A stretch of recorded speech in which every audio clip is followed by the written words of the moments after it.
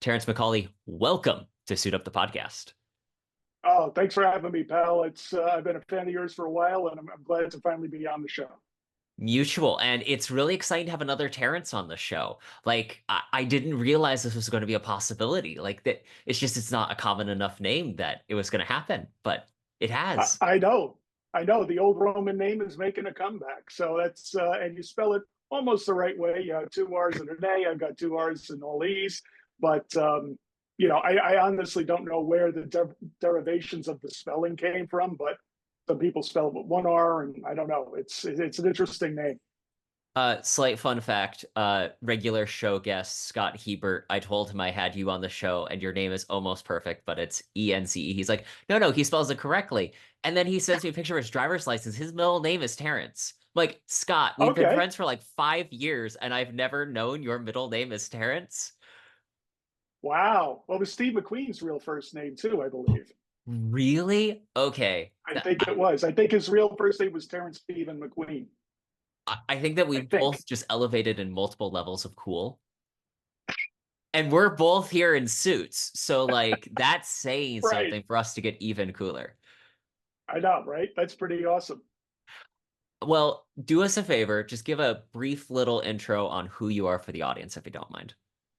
Sure. I am someone who has been writing intensely since 2008, long before then, but in 2008 was when my career first got started. Way back then, I won True TV. It was called True TV back then. Search for the next great crime writer contest. And Awesome. that helped me get my first book, Prohibition, published with a variety of different publishers over the years and really set me on my career as a published author. And it's been quite a journey. Since then, I have written several thrillers. I have written crime novels set in the 1930s. I have written westerns for quite a long time, believe it or not, with my French accent. And I have also written lately, I delved into the world of conspiracy and written a series of novels based on the JFK assassination. The latest one is a novella called Chicago 63. And that is, there you go, you got it. Thank you, my friend. And it is about the original plot to kill John F. Kennedy in November in Chicago 2 or 3 weeks before he was killed in Dallas. hmm What I was very blown away when I read Chicago 63. First and foremost, I have to say, is a wonderful story. It's a great book. I love the novella Thank you. length. I feel like it's really an underappreciated genre and format because it's really a good time to just get a good story. You can finish it in an afternoon, an evening, and especially also to give you guys huge kudos. This cover is amazing. Right. Yeah. Thank you. Yeah. I didn't design that one. That was designed by Christian Storm, who was a graphic designer. I saw his work. He does work for also Joe Clifford, who's another author and a huge talent, a good friend of mine. He's designed the covers of a lot of other people's work too. And when I saw his work, I knew he would do well with this. And thank you for the compliment because it's all Christian. He has a great eye. So I didn't know because I think that I'm definitely at that generation where I know the people for whom JFK was like the big thing. Right. And there's so much of that legacy that has endured. But I think I'm at the start because I'm just at the end of the millennials where it Mm-hmm. feels distant enough. It's like, oh yeah, JFK, he's the one that people got shot and there's a whole bunch of conspiracies about. Is kind of the Right. shorthand I have today. I didn't know there was a whole conspiracy before Dallas for Right. an And a lot of assassination people attempt. didn't. Yeah, a lot of people didn't, and for good reason. It's because it was kept out of the Warren Commission when Abraham Bolden, who was the real hero in this story, I called him Golden, Abraham hmm Golden in my book. But in real life, Abraham Bolden was the first African American Secret Service agent assigned to protection detail in the Kennedy administration and in the Secret Service in general. And he was the person who found out about the events in Chicago 63 and tried to bring them to light. Now, he didn't do everything I have him do in the book. But when I was starting to fictionalize this, I said I can't have as many players in this as Yeah. there were in real life, because A, it's not nonfiction, and Hmm. B, I do believe the events were related, but I had to have a unifying hero in it, and who better Hmm. than a guy like Abraham Bolden to inspire all of this?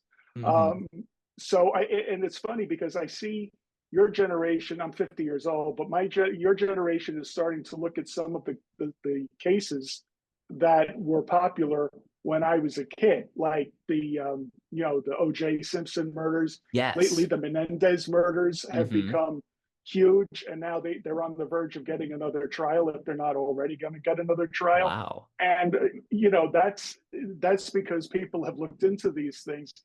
There's a new fascination with Jeffrey Dahmer, Hmm. and it's because you look back and you say, "Wow, this happened all the way back then." For you, it's a long time ago. For me, it's part of my memory.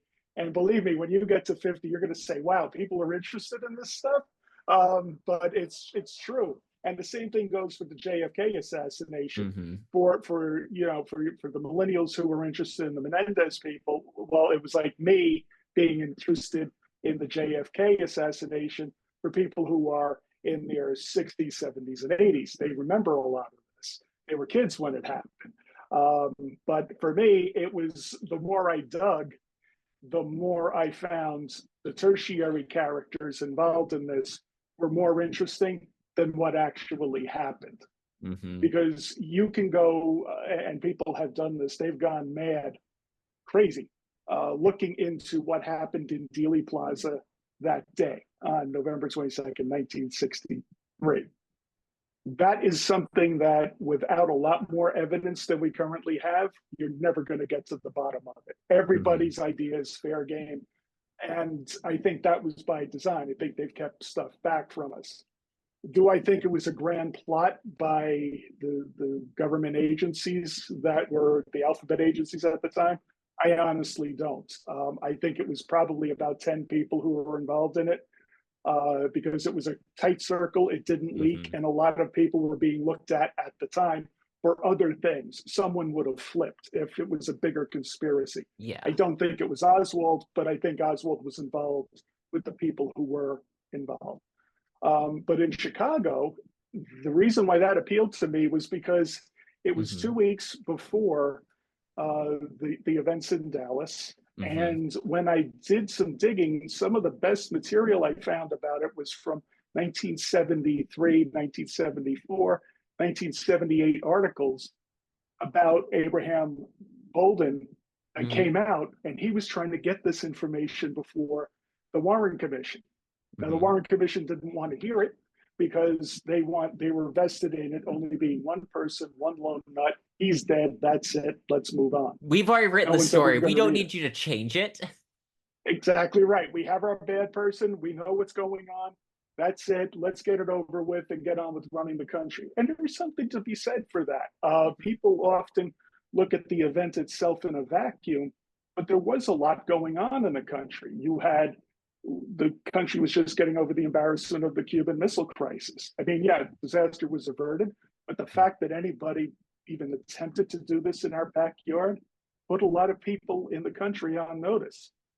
You've also had the Bay of Pigs fiasco, a Hmm. huge failure. That was, arguably the fault of the United States. We certainly didn't provide the support to the invaders that we said we would. There were a lot of people angry at the president about that. There was also a lot of protests going on in the country. There was a lot of social unrest about segregation and anti-segregation. Hmm. So I can see why they wanted to restore order in the sense, and tamp down any ideas of conspiracy, because people would have blamed Castro.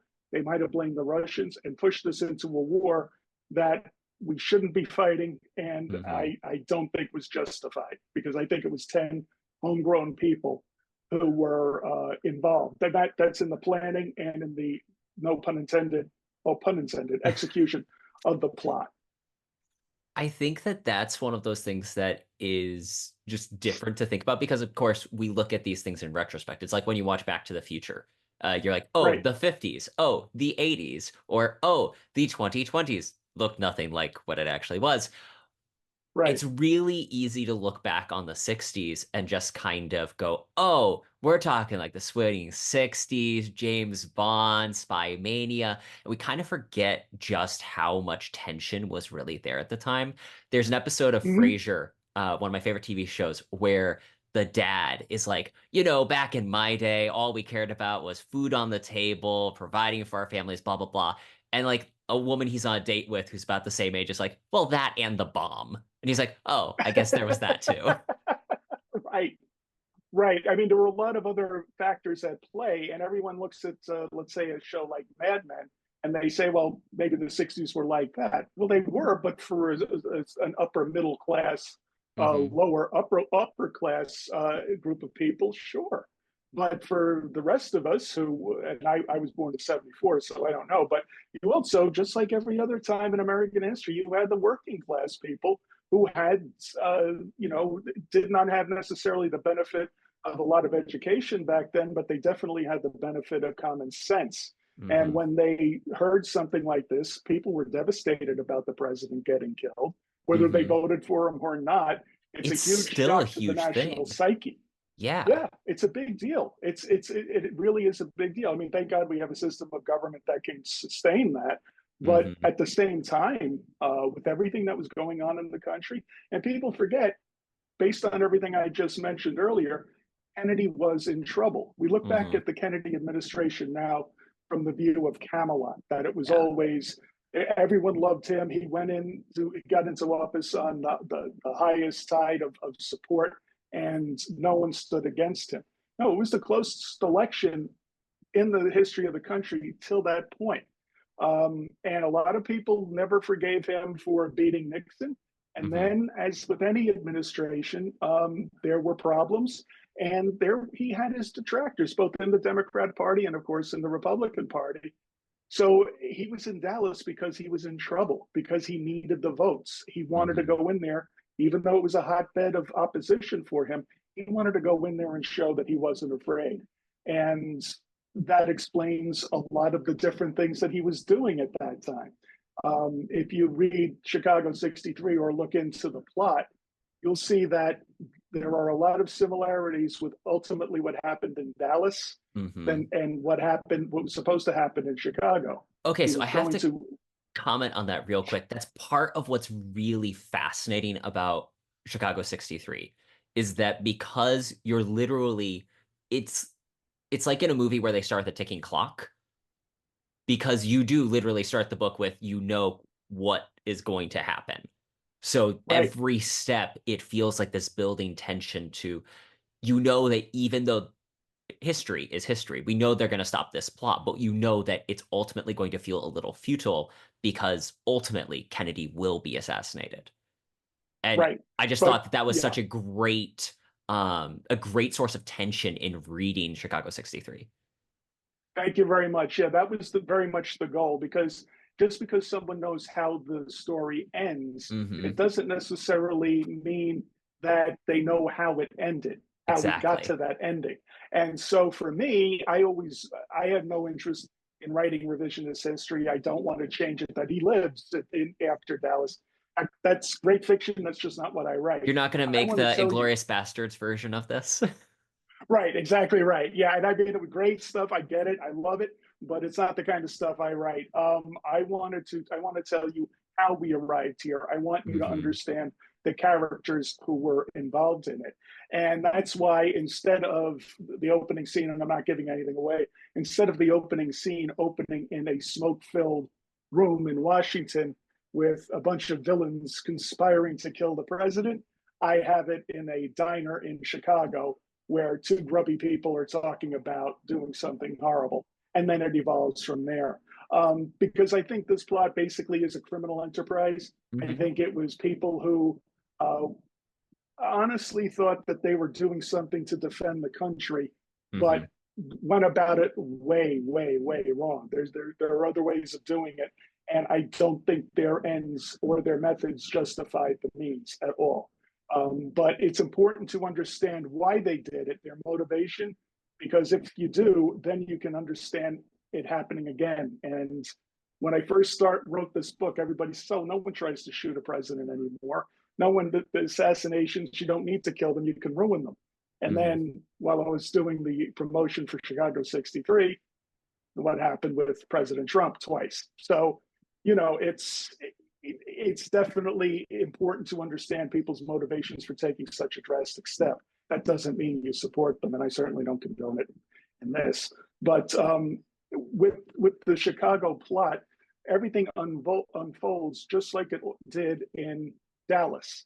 There Hmm. was the president arriving at an airport, taking a motorcade because he was running for reelection from O'Hare Airport all the way through the streets of downtown Chicago, where there were going to be supporters lined up, just like we see in a lot of the tapes from the Kennedy assassination in Dallas.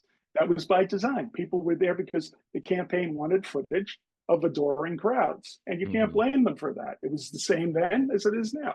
Hmm. That's why he didn't have a cover on the limousine. A lot of people have said, well, the Secret Service set him up for something. No, they didn't. He wanted to be seen. He didn't want to be seen underneath that plastic tarp, the plastic bubble, because he wanted to look youthful and accessible, and he wanted the pictures to be good. His campaign wanted it. That's the Hmm. explanation. It doesn't. Sometimes the explanation isn't that deep. It's a photo op. And if Hmm. you look at the pictures of him when and Eisenhower when they did have the bubble on there, it's just not as effective. So I get it.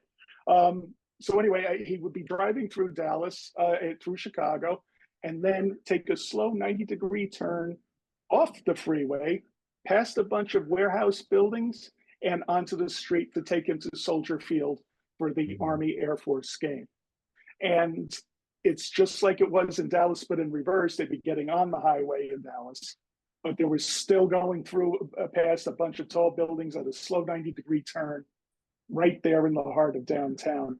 And there was somebody who was arrested that day going to work on a Saturday with a trunk full of ammunition who worked in one of those buildings. How did you come across this story?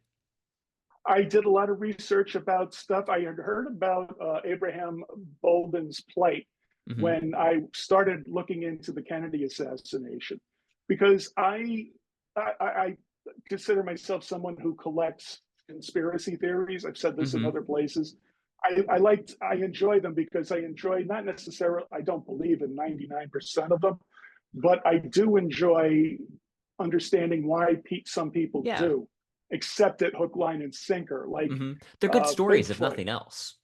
They're good stories, and as a writer, I understand how people think and how they're Hmm. entertained. And Yes. cryptozoology and conspiracy theories does have a form of entertainment to it because it's tantalizing, it's engaging, it Hmm. gets people involved, and they follow it their whole lives. So I've looked at things like Bigfoot. I never really saw a lot of evidence for it. I've looked at UFOs. I think a lot of them are unknown military technology, because why else would all of this stuff happen around military installations? True. I think it's right there in front of us. I might be wrong. It'd be cool if I was. I don't think I am.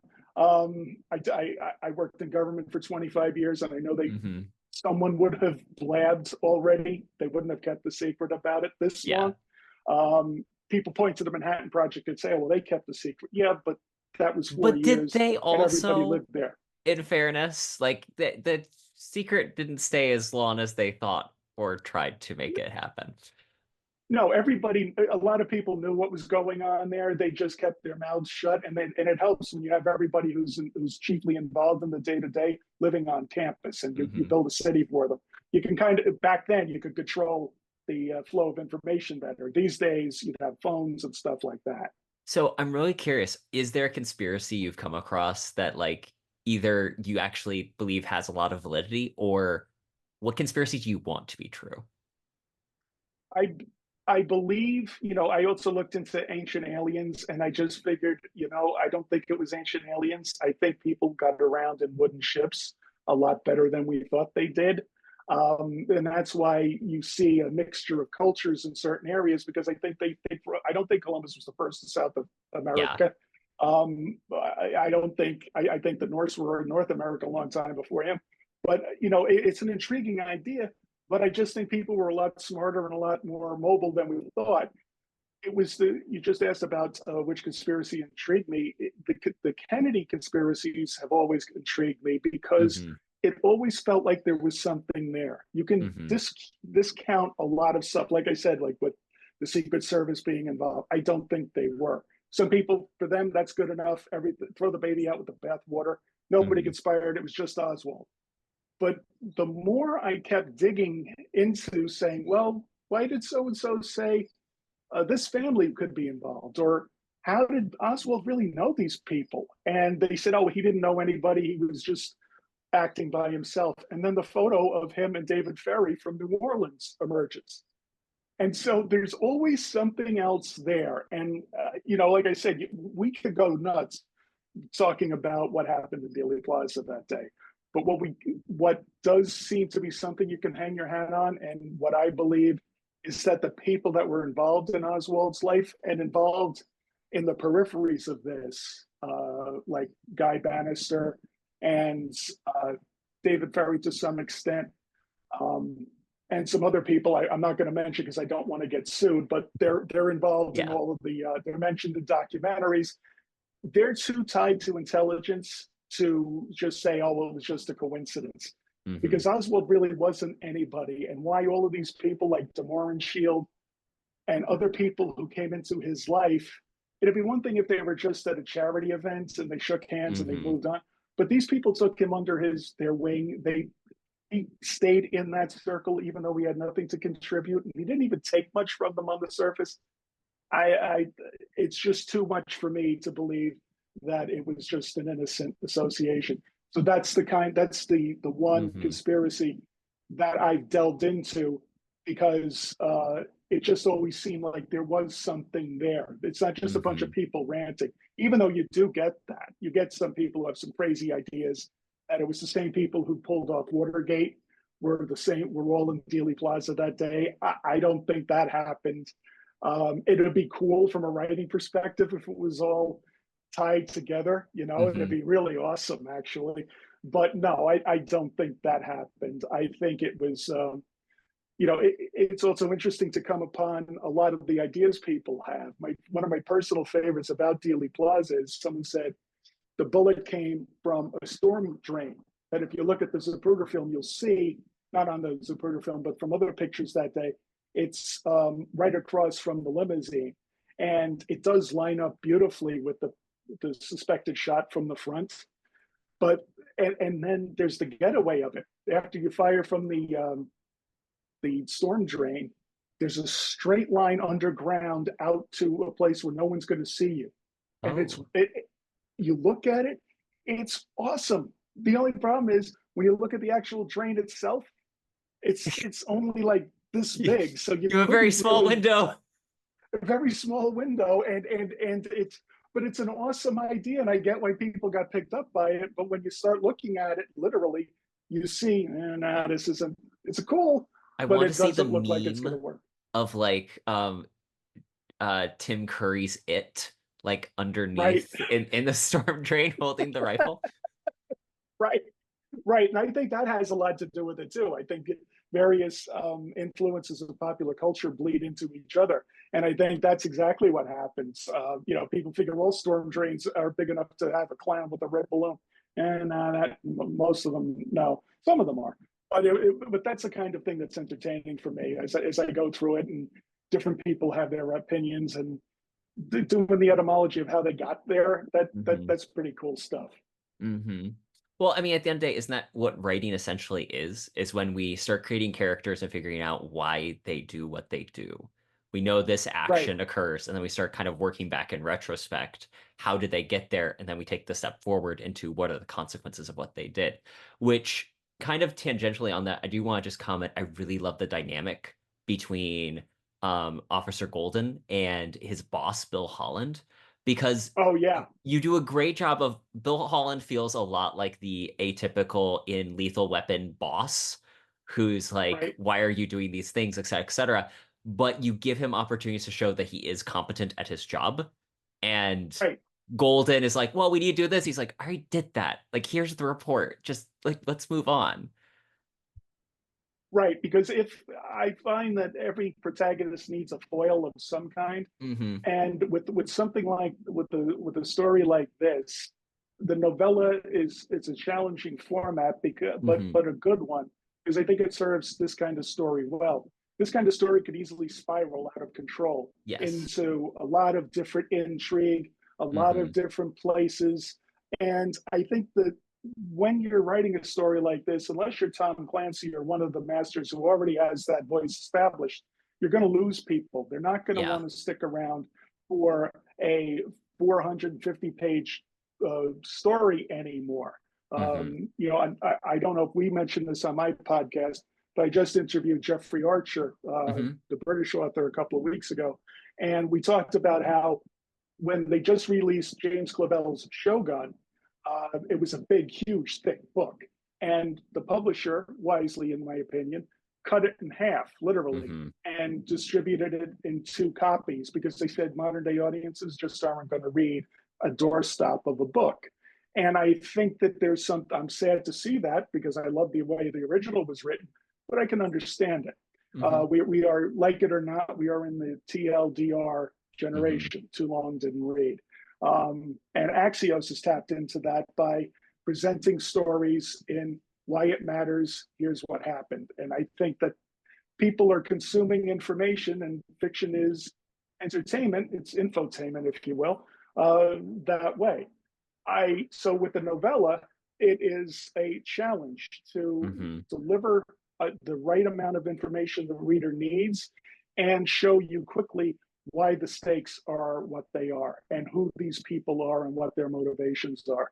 So it was a great process to go through to be able to introduce this story, but in a limited format. It was good. It was a challenge for me, and I think it benefits the reader because too much information, you're going to get lost. You're going to Yes. go down tracks, and it becomes, I think, especially since it's set in a factual events, it can Hmm. become a little bit unwieldy and too tough for the reader to believe. Hmm. So a I tighter format for this is best. Yeah, I'm really on board with like say I have hard case crime books behind me. I have James Bond novels. I like generally more compact stories where Mm-hmm. because something that spirals into 300 plus pages, I start my eyes kind of wander a little bit. I get a little bored. Attention, it is what it is.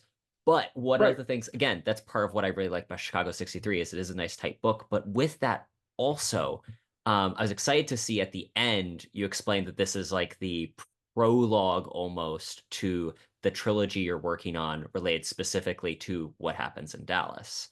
Would you mind talking a Right. little bit about that project? And also just again, kudos because I'm way more invested now in reading those books because I got a taste of it here, which means even though the next books will be longer, I'm more invested.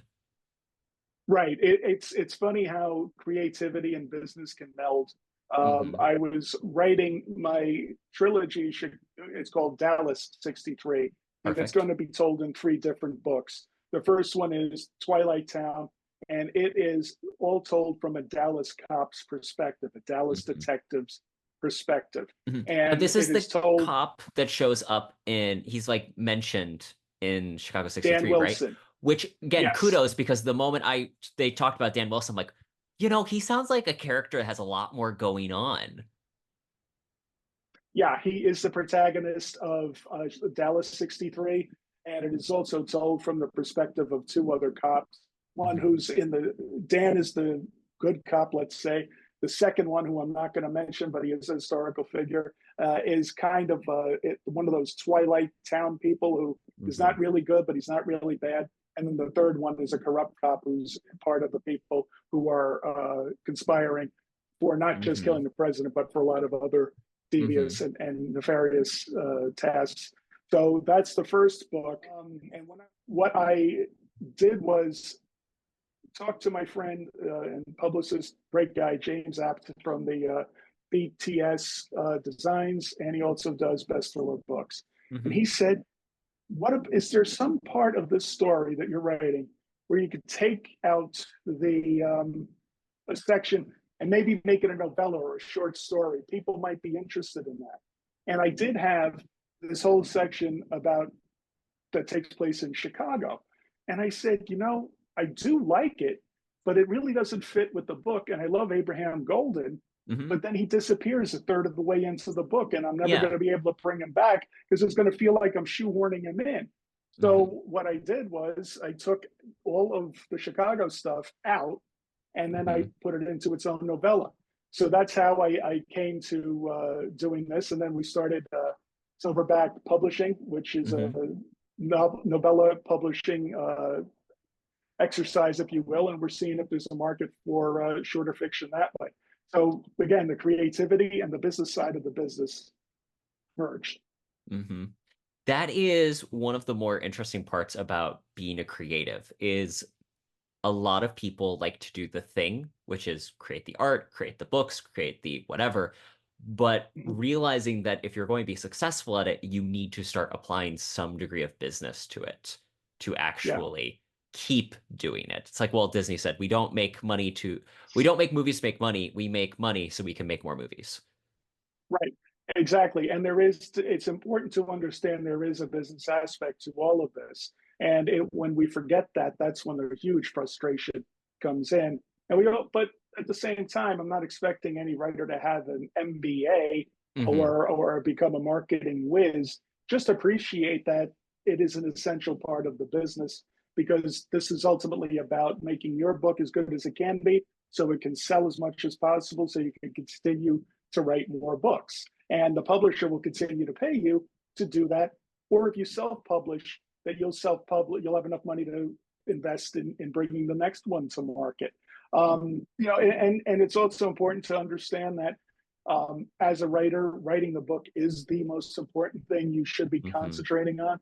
I have a public relations and community affairs background, so I have to fight myself from getting lost down the rabbit hole of going on Canva and creating too many graphics and wasting time doing that when I've got a book due and I'm like, I got to get back to that because I love doing all this other stuff, but it's not selling the book. So Hmm. it's prioritizing your time and understanding what you need to do to bring it to market. And that's all. Just an appreciation of it is the best thing you can have. Hmm. You've written about a lot of different time periods, one of them being the Old West. Tell me what got you interested in writing Westerns. Yeah, when I was starting to write, I wrote Prohibition and had Hmm. that on submission when it won. I had written a sequel to that, believe it or not, even though I hadn't sold Prohibition, I had already written Slow Burn, which is a related story, but told a couple of years in the future of, it was told in 1931. And then I wrote a Western because I said, even if I don't get published, I want to be able to say I tried my hand at three different genres. Hmm. And those are the ones that I always loved, the movies I loved growing up. So I said, let me give a Western a shot. I did it, and it was sitting on my hard drive for a while when I ultimately got an agent for for what became Sympathy for the Devil. Hmm. I had met the publisher who was just starting up his publishing company. And he said, well, I love your 1930s stuff. That's what got me noticed. But the one thing I want to publish is a spy thriller. So I pulled Sympathy for the Devil together in 6 weeks. And Wow. it Hats just off. flowed. I just flowed from me. And it was a great experience. And then I got an agent, and then the agent says, "Well, the spy stuff, the 1920 stuff, okay. What else do you have?" And I said, "Well, the only other thing I've got on there besides another 1930s story is I've got a western, but I don't think anybody wants it." And he said, "Are you kidding me? My friend over at Kensington is dying to buy westerns. Why don't you send it to me and let's see what happens?" And now I've got 8 books with my name on them, all set in the old west of Montana in 1880s. So it's been quite a journey. I didn't set out to necessarily be a Western author, but the genre's been great to me, and so have the readers, and it's been a lot of fun writing. Hmm. Do you notice a lot of carryover in the traits? This is the premise question I'm asking. Is the elements of the Old West and the characters from the Old West, do you feel them bleed into other genres that you write? Oh, sure. I mean, it's all every story that's successful, and I mean in terms of rewarding the reader, not necessarily in money or being on a bestseller list. But I Hmm. think every successful book starts with a good story, and that's ultimately what it is. If you look at Stephen King's books, for example, yeah, there's a horror element, but Hmm. at their core, they're really good stories. Even if Hmm. you took out the and they're not really gory. I mean, Salem's Lot had more psychological terror than anything else, but that's a really great story. It's a great book Hmm. in and of itself. So I think once you have that, the genre, each genre has its own demands.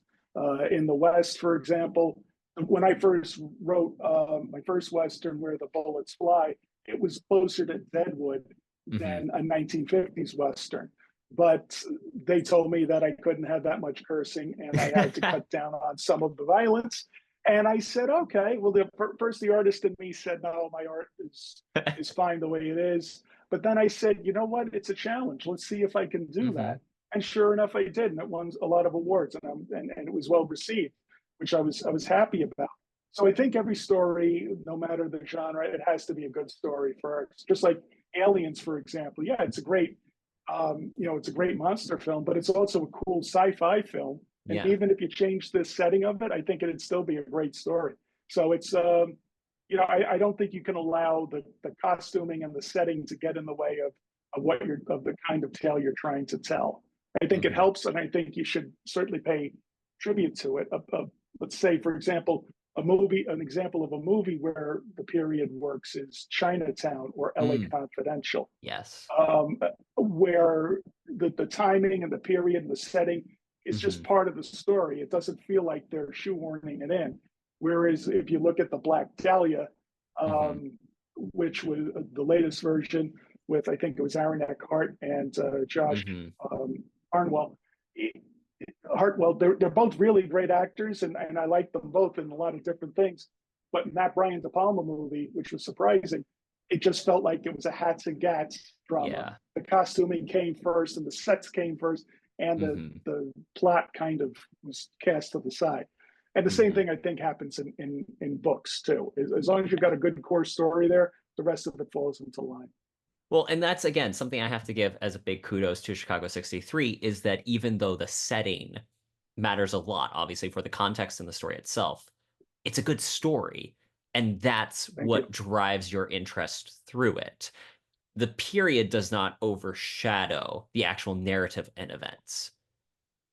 Right. I mean, I do have a black protagonist in 1963 Chicago, and I did that because I think it's important for people who look like me to try to write stories about people like that, Hmm. so we can understand what they went through. I think Hmm. empathy is great, but just agreeing that it was a bad time and we can do better in the future just kind of kicks the ball down the road. And I think that we're only going to make real progress is if we try to understand it ourselves and Hmm. portray it honestly. So with this book, I definitely try to show that and give the reader a sense of what Bolden was up against and what he was foreshadow what he was up against in real life later on.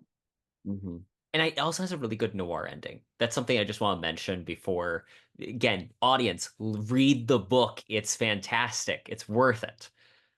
Thank you, thank you. Yeah, it did have a noir feel. I wasn't when I started it. I didn't know how it was going to end because it's Hmm. just when I took it from Dallas '63, it was just an episode of a chapter. It Hmm. was a couple of chapters, and I was saying, "Damn, I don't know how I'm going to land this plane." But then when it ended the way it did, I said, "This makes sense." The ending just kind of evolved as I was writing it. So I'm glad you liked it. One of the other things I want to touch on in our interview is Spies, Lies, and Private Eyes. When did you start the podcast? And also, what a great, like, resonant name where it just kind of rolls off the tongue so perfectly. Thank you. Yeah, it was the idea of my wonderful friend Pam Stack, who is part of the Authors on the Air radio network. She was one of my first huge supporters. She loved my work and she always encouraged me to continue even when doubts crept in. And she's been a constant supporter and a dear friend. for a very long time. And she had an opening for a podcast on her Authors on the Air network. And she said, you know, you read a lot, you know a lot of people. Why don't you give this a chance and bring your work to more people? And Hmm. so I decided that it was going to be a good idea for me to interview people about their books and also their approach to writing. So that's what I've been doing. And it's been, we're over 100 episodes now. And it's Congrats. been absolutely, thank you. And as you know, you do this, you get a little bit of a high when you're talking to people who are discussing doing something they love. And Hmm. they have a great passion for it. And I've had the good fortune to interview people who were highly successful, well-known authors. And I've had the good fortune to interview people at the very beginning stages of their careers. And some of them said, I'm not important enough for you to interview. And I'd say, yeah, you are, because you wrote a book. And that's a Hmm. huge deal. You started something, you saw it through, and then you finished it. That's a big deal. And that needs to be celebrated. So, I mean, I wouldn't want to just necessarily interview everybody who's ever just written a book and Yeah. thrown it up there. Yeah. But once you put the effort into, as you know, doing the cover, Hmm. doing the editing, the layout, the marketing, that I think should be recognized in some way. And it's been great to have people of all different stages of their career on the show. And I hope to be doing it for a long time to come. I mean, it's a really great program, and you have a wonderful variety in the guests. I think that that's part of the fun is that you do have well-known names like Jeffrey Archer. Mm-hmm. You also have people like we had a conversation. I'm definitely early in my career.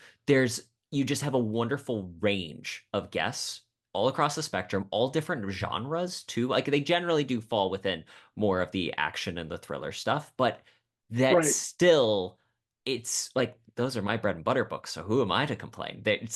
You really have a great audience and a great conversation. So hats Well, off. thank It's a you. great show.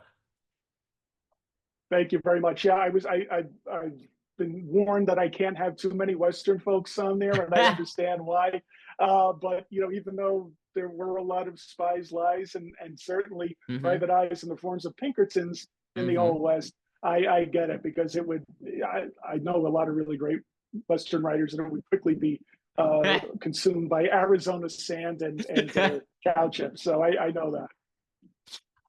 You ask about writing advice on your podcast from time to time, like what do authors recommend or what's their process? What has been the thing that you've heard that you've incorporated into your own method or that you was like, wow, this is really great that I hear? Right. It's funny because great advice can come along at any time. And I was Hmm. already about 10, 15 books into my career. Right now I'm at 30 because I've ghostwritten a lot where my name doesn't appear on the cover, but it's still a writing credit. Yeah. Um, but I interviewed a great author who Michael Frost Beckner. He's the guy Mhm. who did Spy Game, and he's written a bunch of his own novels. And he hit me with a excellent question where he said, whenever you're going to start a new project, ask yourself why this book and why now. Ooh. And he said, it doesn't matter when you said it, could be a Western, could be a Renaissance book, could be a caveman mystery, but why are modern audiences going to care about this book right Hmm. now? And that is a little, that's a huge piece of advice that I always, people who come to my talks and hear me, they're sick of me saying it, but it's true because you always have to ask yourself that question. Just because you're picked up on an idea and you're Hmm. convinced it's interesting doesn't necessarily mean other people are going to agree. Um, my favorite genre to write, for example, is the 1930s stuff. It also Hmm. happens to be the least popular of my stuff because you have to be in a certain mindset and a mood to want to read 1930s stuff. Which is such a pity because it's a I great know. time period where so much happens. Oh God, yeah. I mean, I when I started that period, I figured that this was going to be it. This is what I was going to write. I was going to write 15 Terry Quinn books and 15 Charlie Doherty books at least. And they're great characters. The people who read them love them. I'm fortunate enough to have that. but you have to be in the mood for it. It's like a Sherlock Holmes story. You know, if you're Mm-hmm. not in the mood for that, you want to read something that is rip roaring action. You're going to read a Jack Carr book, not an Arthur Conan Doyle or another uh, type of Sherlock Holmes book. The other piece of advice I would give a writer is to read voraciously, and it Mm-hmm. doesn't have to be in the genre in which you're writing. It's even better if it isn't. But find a genre you like and just read, because you are going to exercise parts of your creative brain that you don't realize, because that analytical side is going to be looking at how did they do this? How did they make this happen? And even if it's a novel that is based on one of your favorite movies, read it anyway, because you are going to subconsciously pick up a lot of hints, and that's going to make your writing stronger. You have to be careful to make sure the author's voice doesn't bleed into yours to Mm-hmm. replace it, but don't be afraid of modifying your voice to tell a more compelling story. And what does that mean? I'll give you an example. If I read too much Elroy, I start writing like Elroy, and that's not good. But Mm-hmm. if I read something like Richard Stark, or if I'm reading, a James Clavell book, it'll Mm-hmm. tamp that out. My Yeah. sentences tend to always be short because I want to keep you on the page, Mm-hmm. but but there's the overall voice is kind of like a macro view of the piece, and that can be your own, and it's tough to strike that balance. But if you've ever written, you'll understand what I'm talking about. Mm-hmm. It's really easy. I've joked about this with my family that if I'm, because I really like audiobooks. Sir Right, Walter Scott's Ivanhoe, if I do the audiobook for about 2 or 3 days afterwards, intentionally or not, my words start bleeding into an English accent of some kind or another, and I'm speaking with right, slightly more verbose methods of conversation. Or if I listen to a the audiobook version of one of the James Bond books, and it's read by David Rintoul, I find myself speaking with a slight Scottish accent here and there. Just it's amazing how those little right. influences sometimes to varying degrees can bleed over into how you speak, how you act, and what you say. And that translates into Sure, the page. sure. Yeah, I mean, the one thing I'm sorry about is that I can listen to Charles Dance talk all day long, and I'm still never going to sound like him, the great actor from Game of Thrones, and Oh, he's he's he's amazing. uh, he's got an amazing voice too. I mean, it's fantastic. I wish if I could pick another accent to have, it'd probably be his, but I'm stuck with a mix of a bad Ray Liotta and Joe Pesci accents, so I got to go with it. Now I just kind of want to hear your gangster, like do like an audiobook for a gangster thing. Um, One of the questions I always love to ask authors is, do you have a writing routine? And if so, what does that routine kind of look like? Yeah, I do. I write every day. I don't necessarily start at the same time. I used to start because I write full time. I used to start at 10 o'clock and go straight through till 6. Hmm. I don't take breaks. I do smoke cigars, unfortunately. And so I'm talking from where I write out on the porch. That will keep my backside in the chair Hmm. and and keep me engaged until I'm Mm. invested in that particular part of what I'm doing. Other people have other methods and far more healthy. I understand that, but for me, it's just sitting there and plowing through it. I don't Hmm. get writer's block very Hmm. often because I don't allow a story to sit for too long. I'll Yeah. find something else to do. If I'm bored with that particular scene, I'll jump forward or I'll do research on that particular book. I don't let a roadblock stop me. I'll try to find a way around it. It's always there. Hmm. It's not like I'm imbued with and I'm immune from frustration or boredom with what I'm doing. It's just that you have to be cognizant that that's going to happen, and I Hmm. try to find a way around it, not let it stop me. Yep.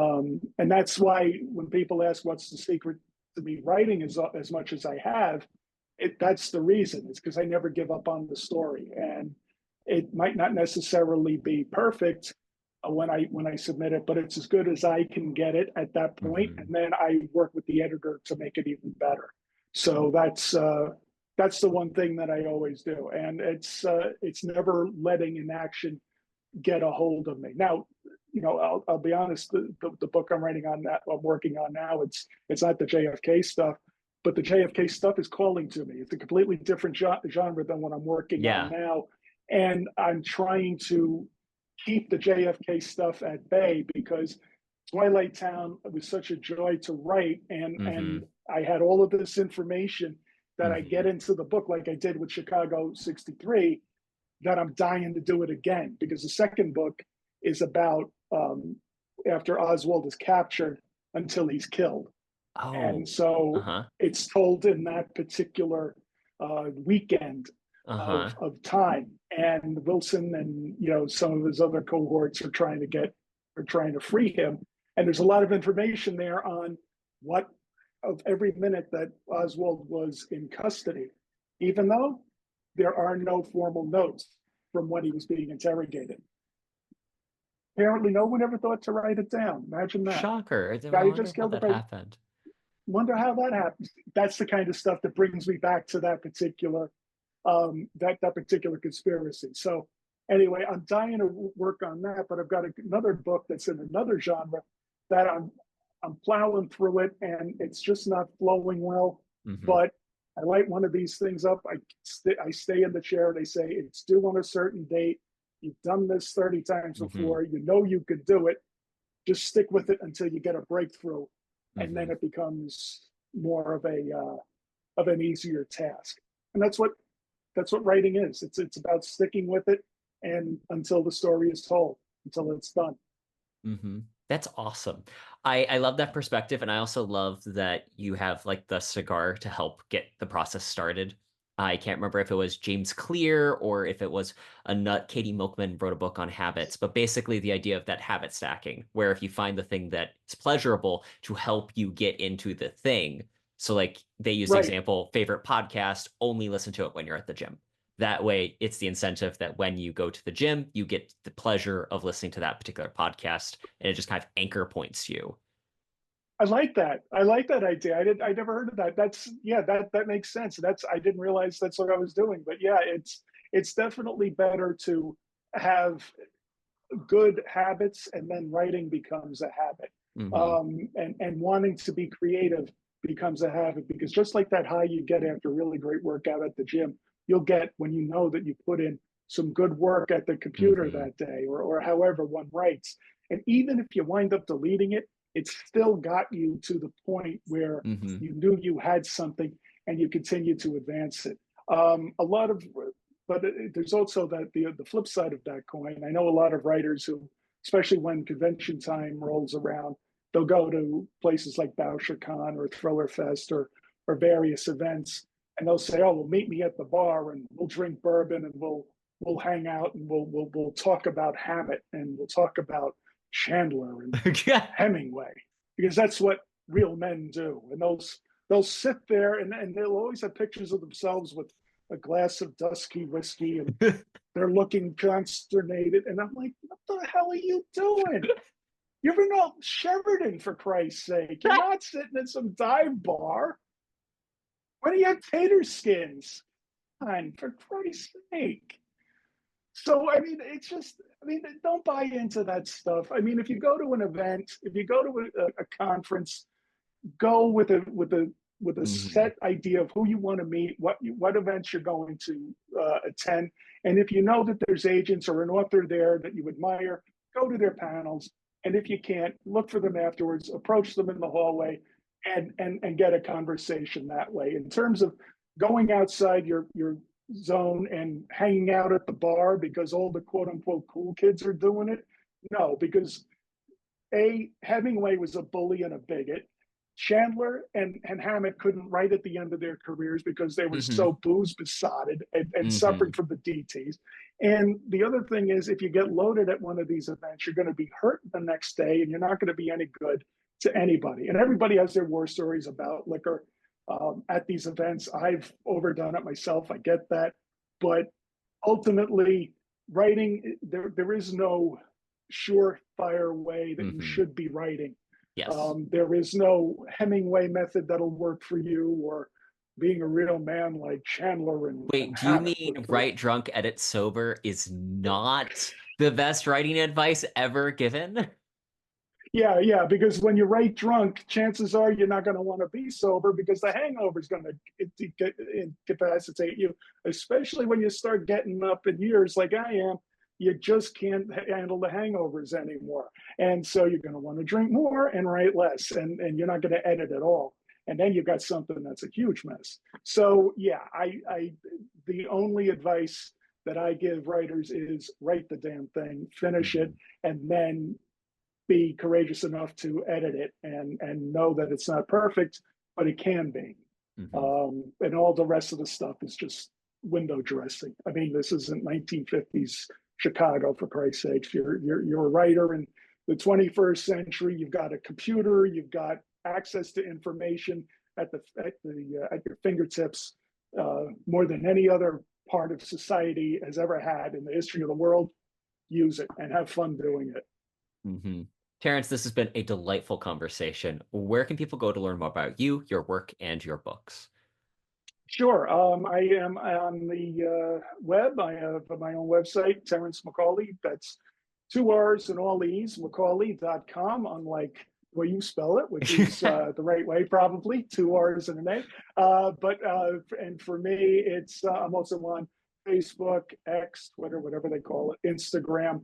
And I've got my podcast, Spies, Lies, and Private Eyes, everywhere you get your podcasts right now. So, drop in. I've got a lot of interviews up there, especially one with you. And I think you'll probably find somebody down there that you're going to want to learn more about. And all my books are on my website, the past ones and the future Hmm. ones too. Fantastic. I will link all of that in the show notes. Terrence, this has been a pleasure. Thank you, pal.